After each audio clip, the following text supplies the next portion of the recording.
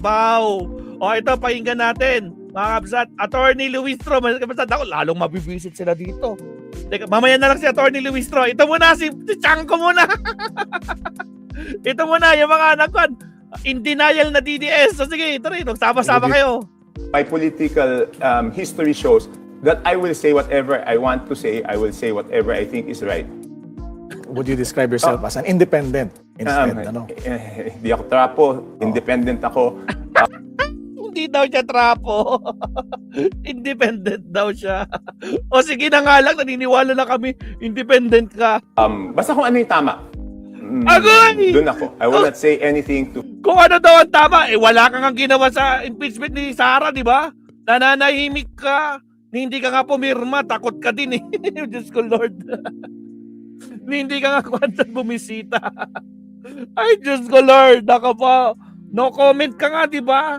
Sa ginawa niya kay Pangulong Bongbong Marcos, di ba? Yung nag-meltdown siya. May nasabi ka ba? Meron ka bang nasasabi? Ay, nak naman ng kamoting Trojan horse to. Kamote talaga, oh. to favor anyone, you know.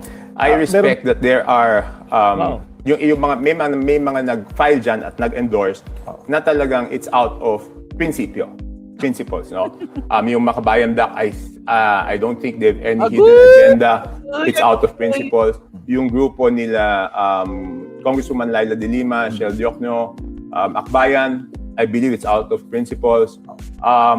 Yung grupo ni Kiko D, naniniwala ako, out of principle doon. Pero sa likod ng prinsipyong yon, may mga nagtatago na talagang takot na takot lang sila na maging presidente si Vice President Sara because kung ngayon hindi pa sila napapanagot, iniisip nila na pag nanalo si VP Sara, hindi na sila makaka-escape from accountability. Wow, galing! Eh di wow! Diyos ko Lord, Yuki Sawaki, Alibal, iba ng klase, Allen Valencia, shout out. Tragis talaga ito si Trojan Horse. Oh, ano ba? So I was saying, I'm so sure that she will hold them accountable because in the first place, she was the very first one who said, di ba, na only two people are in charge of the budget. It's Martin Romualdez and Saldico, which is proven to be correct later on, na talagang sila yung nagmamanipula ng budget. No? My political history shows that I will say whatever I want to say. Political history shows daw, mga kabsat. Diyos ko Lord, Rudy, hindi daw siya DDS. O, tingnan natin na may na-share ba ako na kwan ni Chanko? Wala, no? Toby, hindi DDS. Teka lang ha. Hindi daw DDS. Wait lang ha, mga kabsat ha. Bago natin balikan si Kan, yung umiiyak na garapata, my goodness. Asan na dito? Toby Chaco, hindi raw siya pro-BBM DTS. Tama lang daw siya. Sino to?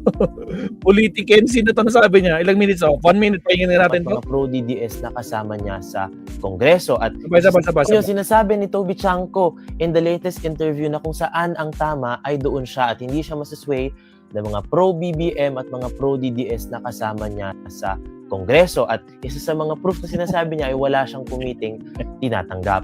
Well, kung sinasabi mo na doon ka sa tama at sa kung ano ang makakatulong sa bansa, ay hindi ba dapat lagi kang humihingi ng accountability and transparency, especially sa nagiging accusation tungkol kay Sara Duterte sa mga impeachment case laban sa kanya? So, simulan natin sa kanya, i-prove niya na innocent siya. Kaya sana si Toby Chanko talagang manindigan sa kung ano yung tama at hindi selective accountability and transparency. At ito lang din kasi ang napapansin ko, na parang si Toby Chanko lumalabas pag kinikritik ang gobyerno. Pero para suportahan ang mga magagandang nagagawa ng gobyerno, ay parang madalas tahimik siya. Madalas wala siyang sinasabi, madalas wala siyang statement of support. Alam okay. O, ano pa ba dito? Alam ko madami ang ayaw kay VP Sara. Madami ang takot kay VP maging presidente. Pero we cannot impose our fear on will on her kasi may bumoto sa kanya. Bakit hindi natin patakuin ang eleksyon tapos magdesisyon ang tao? Sabi ni Nabotas. Ito si Banat Boy. Banat Boy. Oh. Ano to? Ano nga? Ito, oh.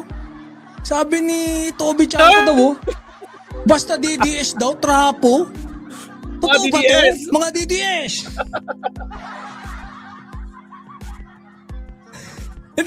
Hindi ako nagsabi, ha? Eh, ano? Sabi niya, Hmm. people brand Sabi me ni as Toby DDS. No, you cannot brand me. Hindi ako trapo. Oo nga! Ibig sabihin, sabi na ng tao, mga kapsat, DDS daw siya. You cannot brand me as DDS kasi hindi ako trapo. So, meaning sinasabi niya, trapo ang DDS. Tragis. Oy, mga ka-DDS, nilalaglag kayo ni Toby, oh. Diyos ko, Lord, trapo pala kayo. Walak na po. Oo nga. Diyos ko, Lord. Angko eh. People brand me as DDS daw. You cannot brand me. Hindi ako trapo. Sabi. Oh, lakihan natin. Ayan, oh. Kayo na bahala. DDS, banatan nyo to. Banatan nyo to. Hindi, wag kayo papayag. Banatan nyo. Kayo na bahala. Yun eh. Basta DDS, trapo. Tragis ka, balat boy. Ito, oh. Ay, salamat, balat boy. Diyos ko, Lord. Ito, pinasabi si Atty. Claire. Pwede naman daw i-deny sabi ni Auntie Claire na si Toby ay hindi DDS. Bakit? O sige, 1 minute. At control mess. Pasok. Diba? Pero ngayon, ang paniwala niya, ang makakasolve lang ng flood control mess Ay, si Sarah. ay walang iba kundi si BP Sara. Ano daw? So anong tingin ni Kong Toby Tiangco sa pamumuno ng Pangulo?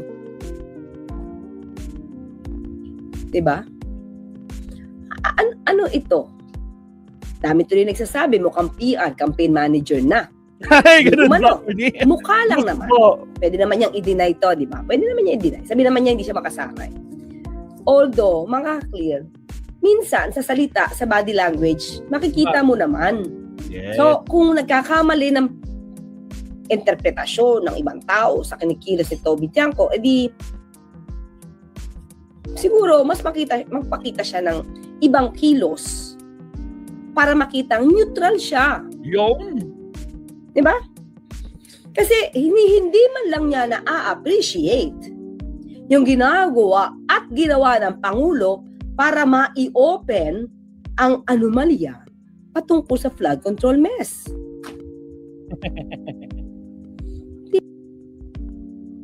Diba? Pero ngayon, ang paniwala niya, ang makakasolve lang ng flood control mess ay walang iba kundi si BP Sara. So, anong tingin ni Kong Salamat, Toby? Barney. Salamat. Nag-iiyakan sila. Nako, hindi ako DDS. People brand me as DDS. You cannot brand me. Hindi ako trapo. Independent ako.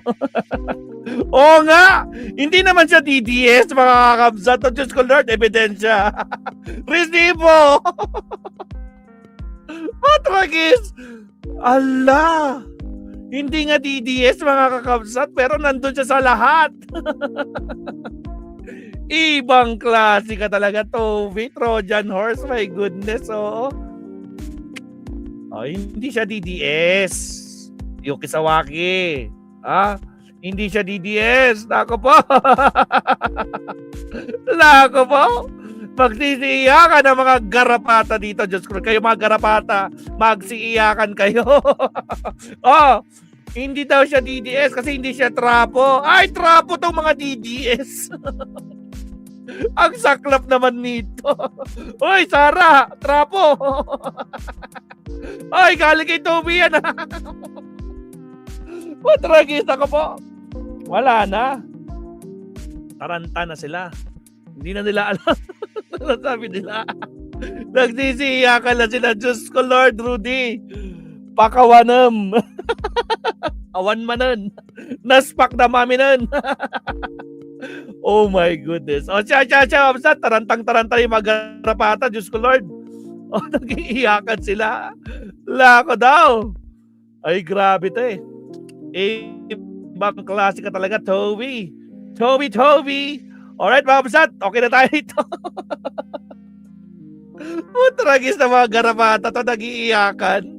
Diyos ko Lord, naka po. Well, ganun talaga mga kapsat. Tanggapin na lang natin, no? Baka malay nyo, totoo siya sabi nga ni Tiangco, trapo. Tragis. Akalain mo may nasagap pa tayo. Palak ng kamoting trapo yan. Diyos ko Lord. Well, anyway, ganun talaga. Mag-iyakan na lang kayo mga garapata. Alright, subtopic tayo mga kapsat. Pagpayak na naman tayo lalo. Diyos ko Lord, Rudy. Countdown tayo. Sa mga nag-iiyakang garapata dyan na may silbi kayo, mag-like kayo. Mga bobo kasi kayo eh. Alright, here we go.